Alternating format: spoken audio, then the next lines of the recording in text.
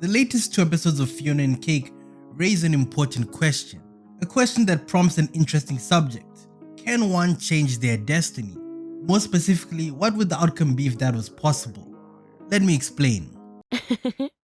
The Big Dipper. Simon made a vow to Fionna and Cake that he's going to return to his former self so that he can do them a favor. He'll become the Ice King once more and return them to their world. Episode 5 titled Destiny explores the trio traveling this universe in order to look for an alternative crown. And of course this can't be without some sort of turmoil. Simon ends up coming across a city that hasn't seen magic in a long time, and any sight of magic raises suspicion amongst the citizens of the city. Cake uses her magical abilities to turn her paw into a huge fist. This was the incident that made a couple of bad people trail Simon and the rest of the gang. What's interesting about Simon's intentions is this. Simon isn't putting Fionna and Cake's best interest at heart, if we're being completely honest. The real reason he wants to become Ice King again is so that he can bring back Betty. He believes that it's his destiny to reunite with her, settle down and start a family. Simon is willing to revert back to him being insane again in order to feel again.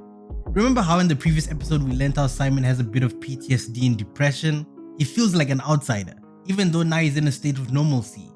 He has a regular job, he can function daily, he can think appropriately and so on and so on and so on.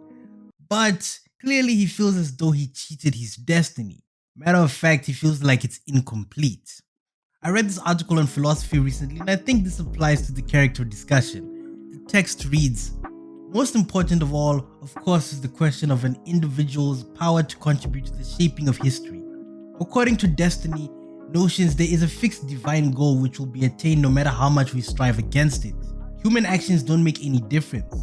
Fate ensures the future will turn out the same no matter what we choose or how we act." The phrase, "you can't fight fate," pretty much sums it up.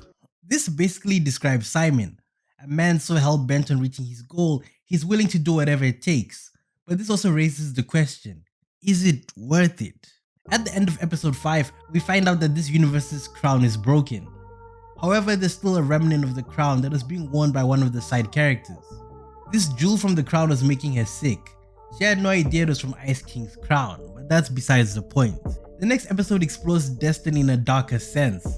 Something that now when I really think about it, episode 6 was really disturbing. Since Simon, Fionna and Cake failed to find an alternate crown in the previous universe, they press a button using Prisma's remote to jump to another one. They're doing this because they're being chased by this annoying guy. I'm sure the whole fandom hates this dude by now, and I don't blame them. Anyways, the trio end up meeting someone called Winter King, this universe's version of Ice King. He's the complete opposite of him too.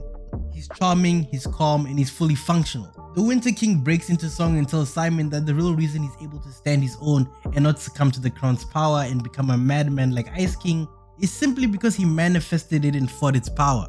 Of course, when he says this, Simon feels like a complete loser, since he failed to do so himself. But by the end of the episode, we learned that this was a huge lie. He was projecting the crown's madness onto Princess Bubblegum and in turn making her insane. He did this for at least a century. Now the implication here is that in every universe, Simon is destructive.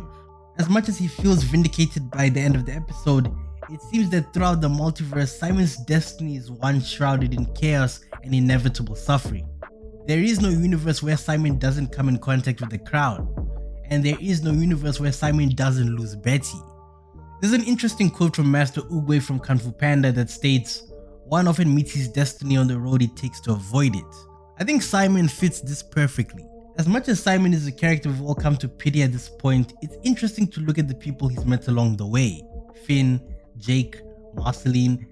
Just because Simon misses Betty, who's to say that his life would have been perfect either way?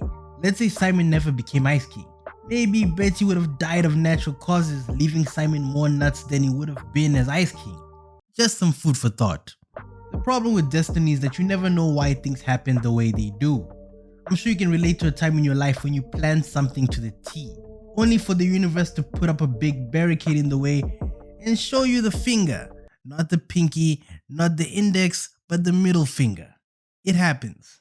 And as much as Simon is going against the grain, it does leave you wondering if any of this is even worth the trouble. Is his fate already sealed? Or can Simon carve out a new path, one that defies his destiny? Guess we'll have to wait and see.